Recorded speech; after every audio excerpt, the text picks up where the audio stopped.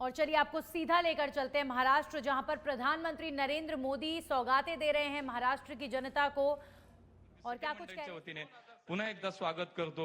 विकसित भारताचा संकल्प घेऊन देशाच्या अमृत काळात प्रत्येक भारतीय नागरिकांचा देशावरचा विश्वास आणि अभिमान वृद्धिंगत करणाऱ्या माननीय नरेंद्र मोदींचे पुन्हा एकदा स्वागत करतो आणि त्यांचे आभार मानतो आणि थांबतो।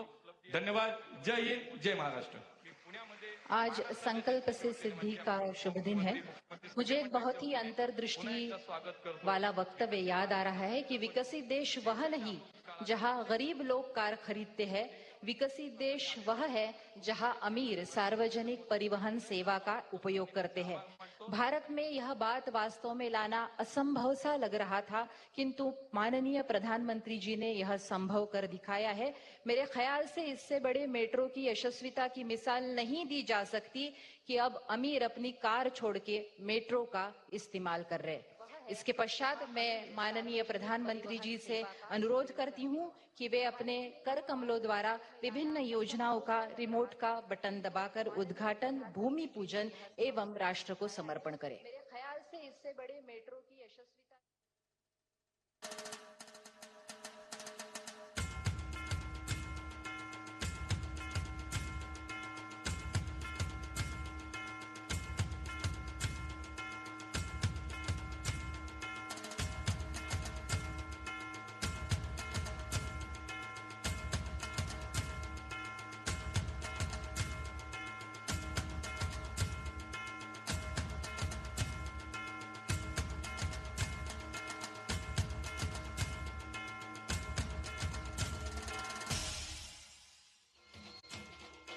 भारतीय संसद और संविधान के प्रति अपार श्रद्धा रखने वाले माननीय प्रधानमंत्री जी, महाराष्ट्र की जनता आपकी ऋणी है। सावित्रीबाई फुले जिनकी वजह से आज इस मंच पे हम निवेदन कर पा रहे हैं, आपने और राज्य सरकार ने इस विद्यालय को स्मारक के रूप में तब्दील करके हमेशा के लिए चिरंतन स्मृति में परिवर्तित कर दिया है।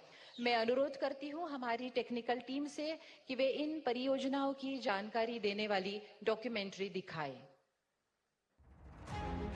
माननीय प्रधानमंत्री श्री नरेंद्र मोदी के दूरदर्शी नेतृत्व में भारत 2047 तक एक विकसित राष्ट्र बनने की ओर एक एक प्रोजेक्ट कई कई दशकों तक लटका रहता था। उस पुराने वर्क कल्चर का बहुत बड़ा नुकसान हमारे देश को, महाराष्ट्र को और पुणे को भी हुआ। आप याद करिए, पुणे में मेट्रो बनाने की बात सबसे पहले 2008 में शुरू हुई थी, लेकिन 2016 में इसकी आधारशिला तब रखी गई जब हमारी सरकार ने अड़चनों को हटाकर तेजी से निर्णय लेना शुरू किया। और आज देखिए, आज पुणे मेट्रो रफ्तार भी भर रही है और उसका विस्तार भी हो रहा है। आज भी एक और हमने पुराने काम का लोकार्पण किया है, तो साथ ही स्वार गेट से कात्रज लाइन का शिलान्यास भी किया है। इसी साल मार्च में मैंने रूबी हॉल क्लिनिक से रामवाड़ी तक मेट्रो सेवा का लोकार्पण भी किया था।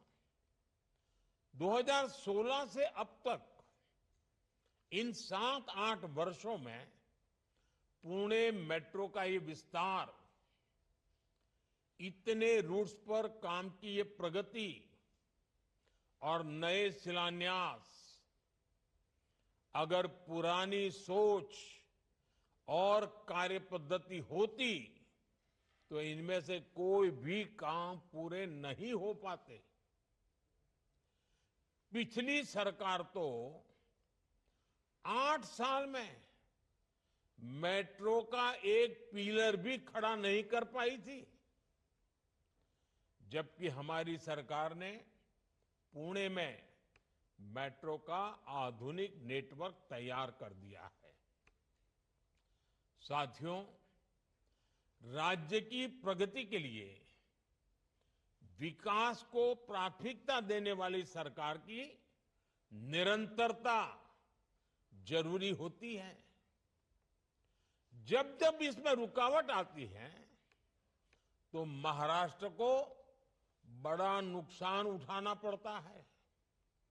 आप देखिए, मेट्रो से जुड़े प्रोजेक्ट हो, मुंबई अहमदाबाद बुलेट ट्रेन हो, या किसानों के लिए सिंचाई से जुड़े कई महत्वपूर्ण काम हो, डबल इंजन सरकार से पहले महाराष्ट्र के विकास के लिए जरूरी ऐसे कितने ही प्रोजेक्ट्स डिलेल हो गए थे। इसी का एक और उदाहरण है बिडकिन इंडस्ट्रियल एरिया। हमारी सरकार के समय मेरे मित्र देवेंद्र जी ने ऑरिक सिटी की संकल्पना रखी थी। उन्होंने दिल्ली मुंबई इंडस्ट्रियल कॉरिडोर पर शिंद्रा बिडकिन इंडस्ट्रियल एरिया की नींव रखी थी। National industrial corridor development programme के तहत इस पर काम होना था, लेकिन बीच में ये काम भी ठप हो गया था। अब शिंदे जी के नेतृत्व में डबल इंजन सरकार ने उन अड़चनों को भी